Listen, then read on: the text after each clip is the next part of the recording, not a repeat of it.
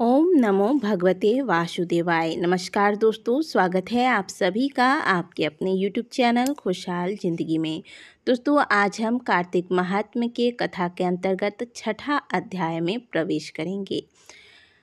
श्री गणेशाय नमः। नारद जी ने कहा, जब 2 घड़ी रात शेष रह जाए तब तिल, कुश, अक्षत, चंदन आदि लेकर शुद्ध होकर जलाशय पर जाएं। नहर की अपेक्षा नदी में स्नान करने से 10 गुना अधिक फल की प्राप्ति होती है और नदी की अपेक्षा संगम पर स्नान करने से 10 गुना फल अधिक मिलता है। वहीं तीर्थ पर स्नान करने से इन सबसे दुना फल यानी कि दुगना फल प्राप्त होता है। स्नान से पहले भगवान का ध्यान करके स्नानार्थ संकल्प ले यानी कि स्नान करने का संकल्प ले। फिर तीर्थ में उपस्थित देवताओं को क्रमशः एवं आचमनीय आदि देवे। अर्घ्य का मंत्र यह है, हे कमलनाथ आपको नमस्कार है, हे जल साईं भगवान आपको नमस्कार है, हे ऋषिकेश आपको प्रणाम है। मेरे दिए हुए अर्घ्य को आप ग्रहण करें। वैकुंठ, प्रयाग तथा बद्रिकाश्रम में जहाँ कहीं भी भगवान विष्णु गए वहाँ उन्होंने 3 प्रकार से अपना पैर रखा था। वहाँ पर ऋषि वेद यज्ञों के सहित समस्त देवता भी रक्षा करते रहते हैं।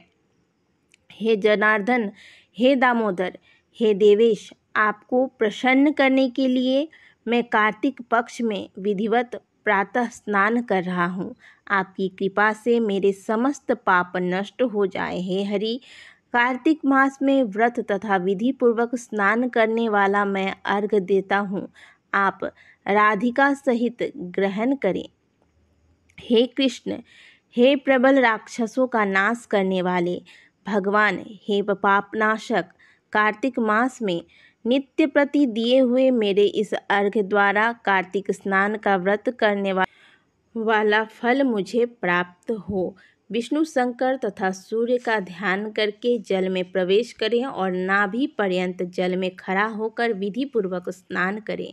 गृहस्थी तिल और आंवले का चूर्ण लगाकर विधवा स्त्री व जति तुलसी की जड़ की मिट्टी लगा के स्नान करें। सप्तमी, अमावस्या, नवमी, त्रयोदशी, द्वितीया, दशमी आदि तिथियों को आंवला तथा तिल से स्नान नहीं करना चाहिए।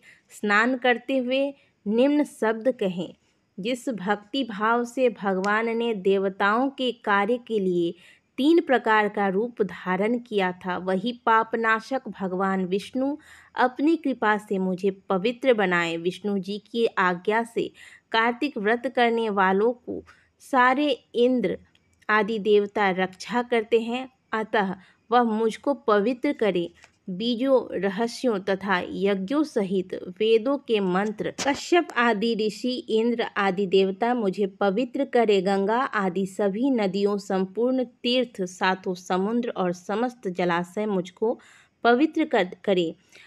अदिति आदि सभी नारियों, यज्ञ, सिद्ध, सर्प, सब औषधियों, तीनों लोकों के पर्वत मुझे पवित्र करे। इन शब्दों को कहकर स्नान करने के पश्चात व्रती हाथ में पवित्री धारण करके देवता, ऋषि, मनुष्य तथा पितरों का विधि तर्पण करते समय जितने भी तिल तर्पण में रहते हैं उससे वर्ष पर्यंत व्रती के पितृगण स्वर्ग में वास करते हैं। तत्पश्चात व्रत करने वाला जल से निकलकर शुद्ध वस्त्र पहने और प्रातःकाल के सब कृत्यों से निवृत्त होकर पुनः भगवान विष्णु का पूजन करें।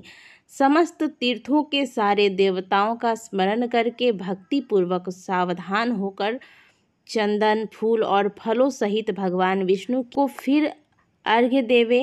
अर्घ्य मंत्र का अर्थ यह है, पवित्र कार्तिक मास में मैंने स्नान किया है। हे विष्णु जी, राधा के साथ आप मेरे दिए अर्घ्य को ग्रहण करें।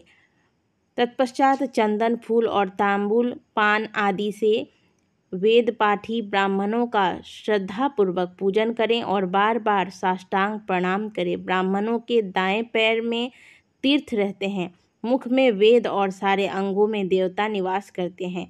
अपने कल्याण की कामना रखने वाले लोगों को इनका सदैव सम्मान करना चाहिए। अपमान करें और न इनके साथ विरोध करें। फिर एकाग्रचित्त से भगवान विष्णु की प्यारी तुलसी का पूजन करें, उनकी परिक्रमा करें तथा उनको प्रणाम करें। हे देवी, हे तुलसी, देवताओं ने ही प्राचीन काल से तुम्हारा निर्माण किया है और ऋषियों ने तुम्हारा पूजन किया है। हे विष्णु की प्यारी विष्णुप्रिया तुलसी, आपको प्रणाम है। आप मेरे सब पापों का नाश करें। इस प्रकार भक्ति पूर्वक जो लोग कार्तिक व्रत का अनुष्ठान करते हैं वह संसार में सुखों के भोगते हुए अंत में मुक्ति को प्राप्त करते हैं। सारे रोगों का नाश करने वाला, पापों को नष्ट करने वाला, मनुष्य को श्रेष्ठ बुद्धि देने वाला, धन आदि का साधन देने वाला, मुक्ति देने वाला और कोई उत्तम व्रत संसार में है ही नहीं। इसलिए कार्तिक मास के नियमों का पालन करते हुए, कार्तिक स्नान नियम पूर्वक करते हुए जो भी व्यक्ति कार्तिक महात्म्य के इस छठे अध्याय का श्रद्धापूर्वक श्रवण करता है और अंत में भगवान के नाम का कीर्तन करता है, उस पर सदैव भगवान की कृपा बनी रहती है। उसका इस लोक में जीवन सार्थक होता है तथा मृत्यु उपरांत उसे मोक्ष की प्राप्ति होती है। एक बार सभी मिलकर बोलिए, श्री कृष्ण चंद्र भगवान की जय, राधा रानी की जय, तुलसी महारानी की जय।